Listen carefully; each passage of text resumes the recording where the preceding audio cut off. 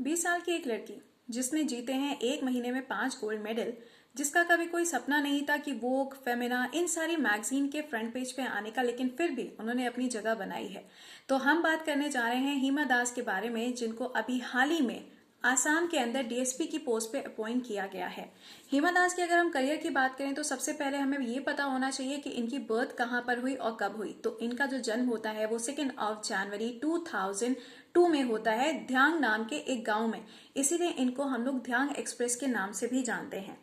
हिमा दास की फैमिली, या फिर हम कह लें कि इनका जो फैमिली का बैकग्राउंड था वो इतना ज्यादा कुछ खास नहीं था, क्योंकि इनके जो पिता थे वो एक किसान थे। एक फार्मर की बैकग्राउंड से बिलोंग करने वाली एक लड़की वो कैसे पूरे के पूरे यूरोप के ऊपर छा गई। यूरोप तो छोड़िए, आज के टाइम में पूरी दुनिया में उनका नाम जाना जाता है, तो कुछ तो खास हो गई इनके बारे में। तो चलिए बात करते हैं इनकी लाइफ से जुड़े हुए कुछ और अचीवमेंट्स के बारे में। इनकी फैमिली जो है that is a joint family, जिसके अंदर टोटल 17 मेंबर हैं। तो आप समझ सकते हैं कि अगर किसी के पास में सिर्फ 2 बीघा जमीन हो तो वो इंसान कैसे पूरी फैमिली का सर्वाइवल देख पाएंगे। तो हिमा दास ने कभी भी अपनी कोई डिमांड किसी से नहीं करी, लेकिन इसका मतलब ये नहीं है कि उन्होंने अपने सपनों को खत्म होने दिया, ऐसा बिल्कुल भी नहीं हुआ। हिमा दास की बहुत सारी स्टोरीज हैं, लेकिन शुरुआत जो हुई है वो उनके कोच से हुई है, क्योंकि उनके कोच ने समझ लिया था कि कुछ तो बात है हिमा के अंदर।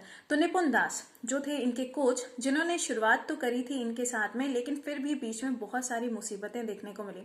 तो हिमा दास ने सबसे पहले जब स्टेट लेवल पर खेलना शुरू किया, तब उनके पास जो शूज वाली कहानी है, जिसके बारे में हम लोगों ने बहुत बार डिस्कशन भी किया है, तो इनके पास में जूते नहीं थे, क्योंकि स्पाइक वाले शूज चाहिए होते हैं ना, ताकि हम लोग बहुत फास्ट यहाँ पे रनिंग कर पाए।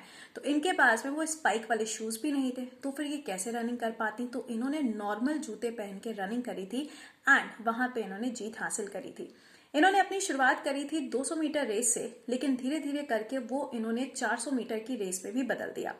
गुवाहाटी के बाद में 2018 में इनके बोर्ड के एग्जाम्स होने थे, लेकिन इनके पास में 2 रास्ते थे, या तो वो बोर्ड के एग्जाम देती या फिर 2018 के अंदर फिनलैंड में जो इनका एक स्पोर्ट्स होने वाला था 400 मीटर की रेस का, या वो उसको अटेंड करती। तो एग्जाम तो देखो बार बार आ जाएंगे, हर साल आ जाएंगे बोर्ड के एग्जाम्स, लेकिन ये मौका 4 साल में एक ही बार देखने को मिलने वाला था। तो उस साल 2018 में इन्होंने अपने एग्जाम्स को ड्रॉप किया, और एग्जाम को ड्रॉप करने के बाद में इन्होंने इतिहास रच दिया।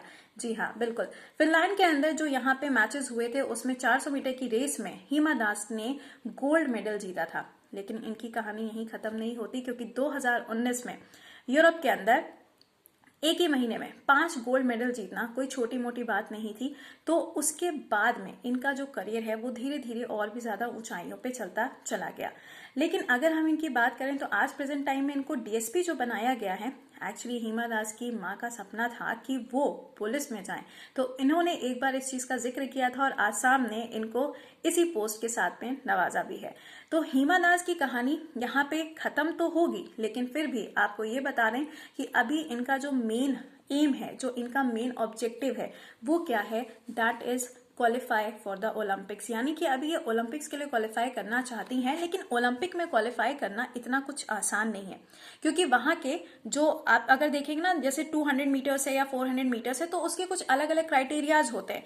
तो अगर 200 मीटर की रेस में हिमा दास दौड़ना चाहती हैं, तो उनको 22.80 सेकेंड में रेस को पूरा करना होगा, तभी वो क्वालिफाई कर पाएंगी। और जो दूसरा है 400 मीटर की रेस, उसमें अगर वो क्वालिफाई करना चाहती हैं तो 51.40 सेकेंड में उनको पूरा करना होगा।